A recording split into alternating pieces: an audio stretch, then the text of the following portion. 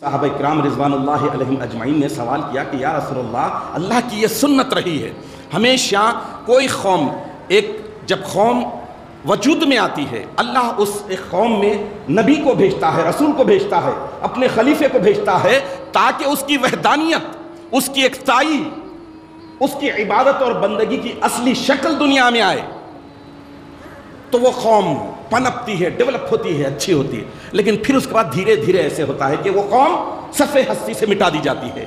یا رسول اللہ کیا امت محمدیہ بھی ایسی ہوگی؟ آپ کے طفیل میں، آپ کے صدقے میں بصیرت کی تعلیم ملی، عبادت کی تعلیم ملی، عبادت کی اعلیٰ ترین تعلیم ملی، وحدانیت کی اعلیٰ ترین تعلیم ملی، سب ملی، پھر کیا آپ کے بعد بھی آپ کی امت کا وہی حشر ہوگا جو سابقہ ساری امتوں کا ہوا؟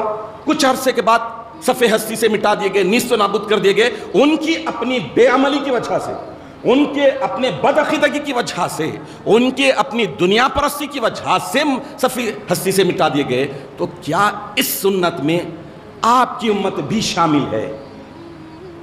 تو میرے پیارے آقا صلی اللہ تعالی علیہ وسلم گارنٹی دیے حفاظت کی، اپنی امت کی، امت محمدیہ کی حفاظت قیامت تک کے لیے۔ کیسے؟ جب صحابہ کی تڑپ دیکھے، بے چینی دیکھی، اور سوال پر کہ کیا امت محمدیہ بھی صفِ ہستی سے مٹا دی جائے گی، نیست و نابود ہو جائے گی، تو اللہ کے نبی صلی اللہ تعالی علیہ وسلم اس وقت ارشاد فرمائے کہ کیف تہلک امتی، ارے میری امت کیسے ہلاک ہوگی؟ کیف تہلک امتی، میری امت کیسے ہلاک ہوگی؟ کیوں؟ سب سے بڑا ریزن یہ ہے کہ انا فی اولیہا، میں اپنی امت کے شروع میں سب سے ٹاپ پر میں ہوں، اول میں ہوں اپنی امت میں۔ جب میں ہوں تو میری امت کیسے ہلاک ہوگی؟ وحدانیت کی، عبادت کی وہ اعلیٰ ترین تعلیمات تم تک پہنچ گئی ہے، پھر میری امت کیسے ہلاک ہوگی؟ وعیس ابن، اور سنو دیکھو میری امت ابھی بھی نہیں، کبھی بھی نہیں ہلاک نہیں ہوگی۔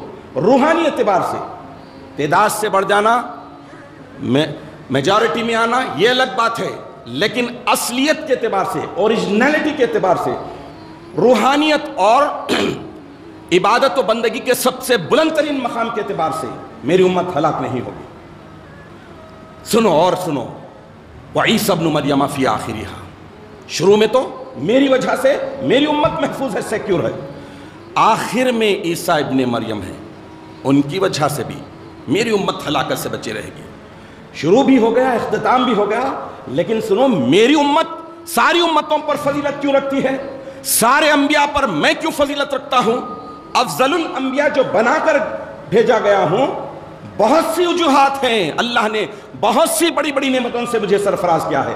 پچھلی سابقہ امتوں کی طرح میری امت نہیں ہے، شروع بھی محفوظ، آخر بھی محفوظ، لیکن سنو والمہدی من اہل بیتی، اور مہدی جو میرے پاکیزہ گھرانے سے ہوگا، میرے اعلیٰ ترین گھرانے سے ہوگا، میرے نورانی گھرانے سے ہوگا، فی وسطہا، وہ وسط امت میں ہوگا، مڈل میں ہوگا۔